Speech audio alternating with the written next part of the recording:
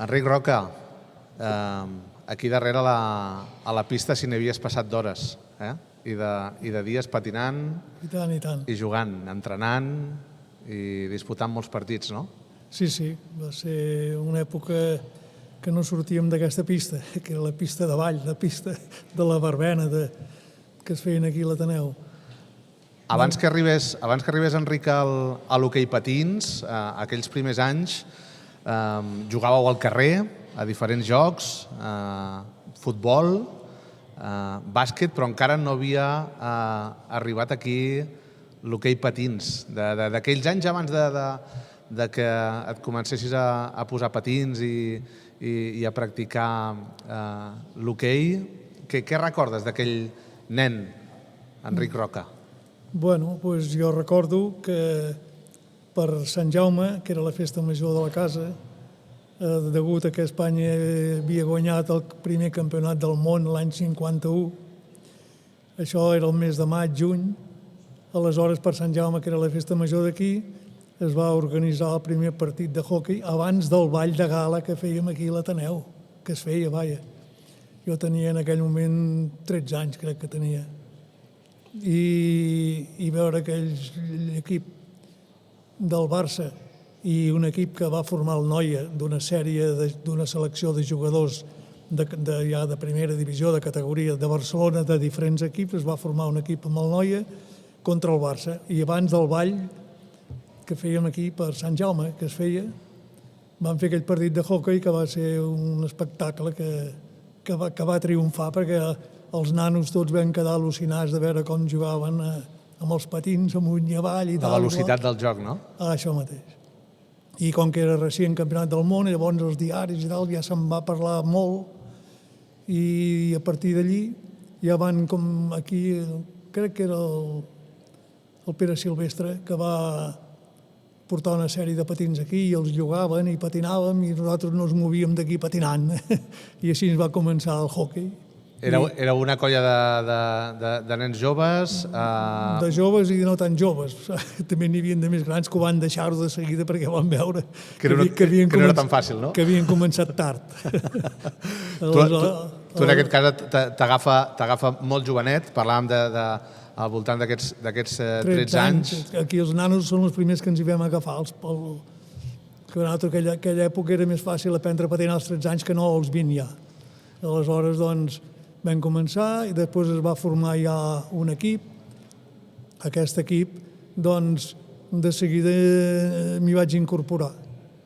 De seguida. I això que eres molt jove i amb alguns hi havia una certa diferència d'anys, no? Sí, però l'aprenentatge, doncs, els més jovenets de seguida el vam agafar en patinar i en poder tenir temps per passar més hores aquí. I a partir d'aquí ja va formar un equip. Es va jugar, vam començar a segona B el primer any, vam pujar a segona A i el tercer any ja vam entrar a primera divisió, ja vam ser un equip de categoria. Abans recordaves aquests primers patins amb corretges, aquests primers materials, imagino que... Aquí les botes no van arribar fins que no vam sortir el primer partit a jugar, perquè abans els patins eren en corretges, lligats en corretges sobre les sabates que portàvem i així ens vam començar. Aleshores, doncs, no sé... Les proteccions, les genolleres, els porters... Era un altre món, no? Les genolleres el que podien tenir de porter de futbol, perquè aquí no hi havia genolleres, diguéssim, de hoquei, com ara. Les portaven les de porter de futbol. I unes mitgetes i a dintre, si no teníem espinilleres, hi posaven llibres, el que sigui, pels cops i tal, i així ens vam començar.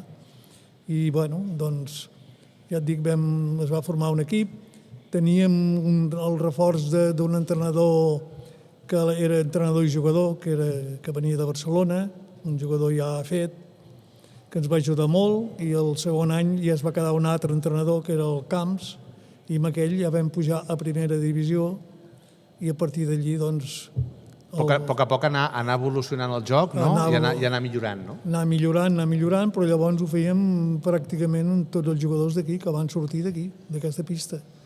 Tu, Enric, aquells anys, deies, els joves ho vam agafar ràpid, tu vas destacar ben aviat, tot i la joventut, no? A nivell tècnic de patinar, i vas anar destacant tot i que eres molt, molt jovenet, no? Sí, jo anava amb pantalons curts i en algun lloc tenia problemes per entrar, no em deixaven, deien que jo no podia jugar, jo no tenia edat de jugar, però bueno, així ens era. I aleshores, doncs, a base de passar moltes hores també pel meu compte, provant això i provant allò, perquè aquí l'entreno era una cosa, no era com ara, era molt diferent, s'entrenava 2 dies a la setmana, però com quan es podia, no? Sí, anàvem al col·legi de llavors i mira, era el col·legi i aquí, no hi havia altra cosa.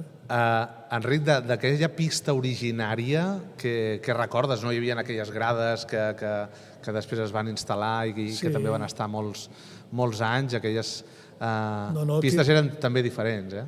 Sí, aquí es va jugar... Aquesta pista era una pista de fer verbenes i balls d'estiu.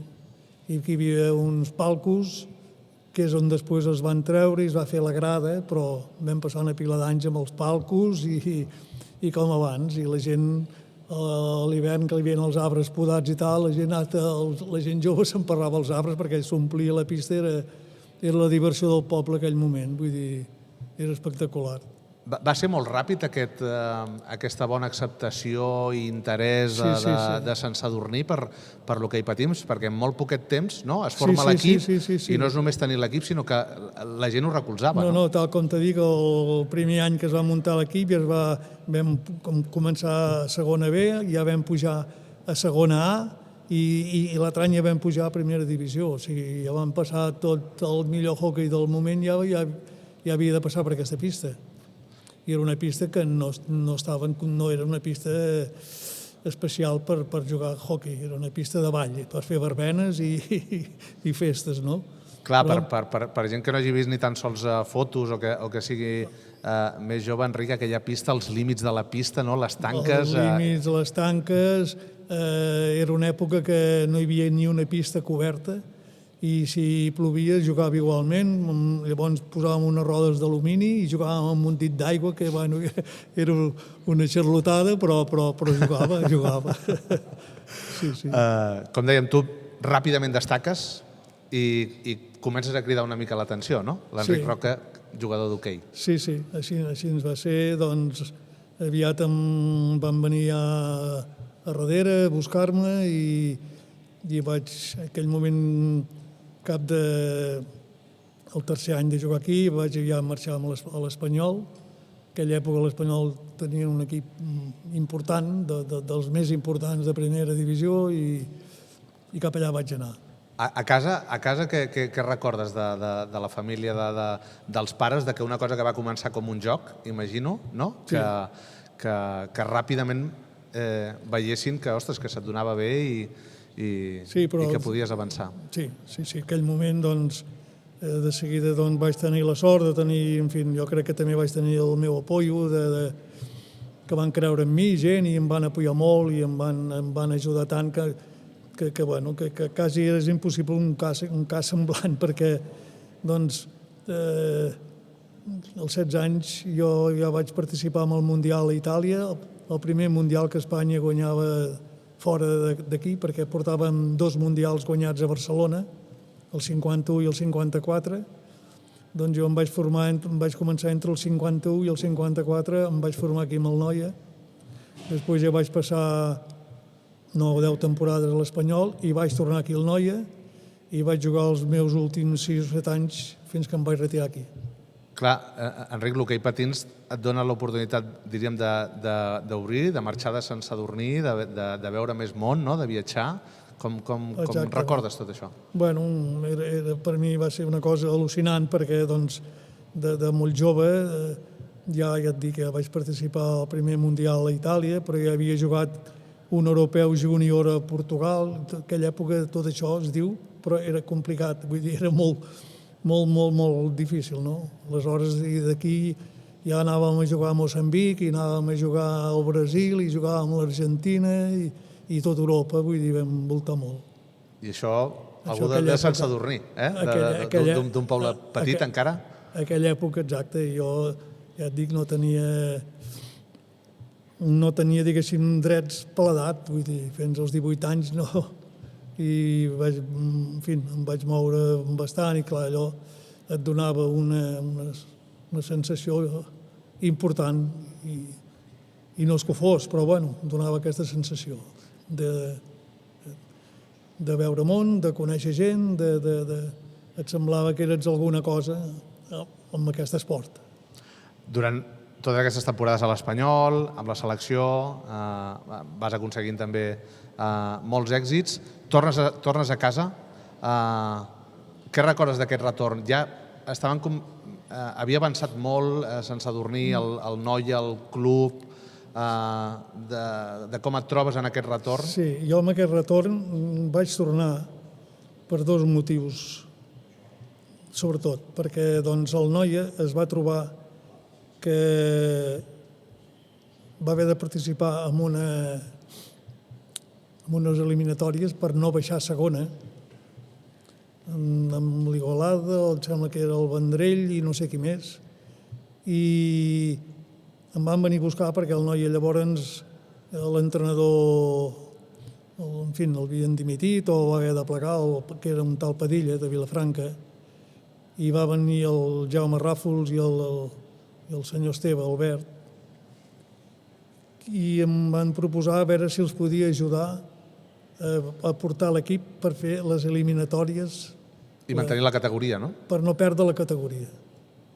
Jo vaig dir, home, pel club, per vosaltres, i perquè, doncs, si puc col·laborar amb alguna cosa, encantat de fer-ho. I vaig venir d'entrenador, jo no m'havia fet mai d'entrenador, poder tenir més experiència del que havia viscut i tal, i bueno, vam fer aquesta eliminatòria, com se diu això, ara es diuen play-offs, no? Els play-offs per mantenir la permanència. Això mateix, per mantenir la permanència, i ens en vam sortir i vam d'allò. L'any següent jo vaig deixar l'Espanyol, jo em havia casat, tenia ja 2 fills i ja estava cansat d'anar amunt i avall i vaig dir, em quedo amb vosaltres, si em voleu em quedo, cony. Vaig fitxar pel Noia altra vegada i vaig jugar fins al dia que em vaig retirar. I va ser una època molt bona perquè llavors aquí van sortir jugadors, el Prat ja estava format i era un porteràs, llavors va pujar el Font, el Calduc i el Llopart. També una bona generació, no? I en gent d'aquí vam fer uns bons resultats i uns bons campionats. I va arribar el seu moment i em vaig retirar. De l'experiència d'entrenador vas voler seguir vinculat al hoquei, a l'esport, des d'aquesta faceta. Després, al cap de poc temps, em van venir a buscar per fer d'entrenador i vaig dir, ho provarem. I vaig anar un any a Vilanova i el segon any ja vaig passar a ser seleccionador júnior d'Espanya. Vaig estar-hi 5 o 6 anys de júnior i després ho vaig ser de sènior. I amb aquests campionats de sèniors hem guanyat campionats d'Europa, campionats del món. Amb els júniors guanyàvem campionats d'Europa perquè només jugàvem a Europa. I això també em va donar... No em vaig apartar del hoquei, però estava amb aquest plan, diguéssim, de seleccionador primer júnior i després sènior. I també va ser una sortida d'aquest esport que em va donar moltes alegries i moltes enrabiades també, perquè quan estàs en un lloc aquest passa de tot, però vaig disfrutar molt. Enric, a nivell personal, quin lloc té l'hoquei patins i què ha suposat per tu, des d'aquell dia que et poses els primers patins, tota aquesta trajectòria esportiva, tot el que ha suposat per tu, a nivell vital, estar vinculat tants anys amb l'hoquei patins, com a jugador, com a entrenador, tots aquests èxits. Quin balanç fas? El balanç és que vam viure uns moments difícils al país, però nosaltres, mira, com que eren en nom d'Espanya i tal, viatjàvem i anàvem bé i ens tractaven molt bé. Diners no n'hi havia, era una època totalment amateur, però totalment. Aquella època, com a seleccionador, doncs llavors ja vaig tenir unes... En fi, ja hi havia un compromís econòmic també, que ja estava ja preparat i muntat, i en aquell moment doncs, encara em va compensar una mica la feina que fèiem. Abans, la feina, no et senties pagat per la feina, perquè no la valor... Era satisfacció personal, i de grup, i d'equip, i d'il·lusió en jugar bé i guanyar i tal, però el tema econòmic no existia. Jo el vaig tocar quan vaig ser seleccionador, però esclar, ja ja m'havia retirat de jugar, ja havien passat molts anys del tema, llavors ja hi va entrar una mica la fase aquesta. Però bueno, que en aquell moment era un esport totalment amateur, vull dir... No era... Per afició, no? Per afició.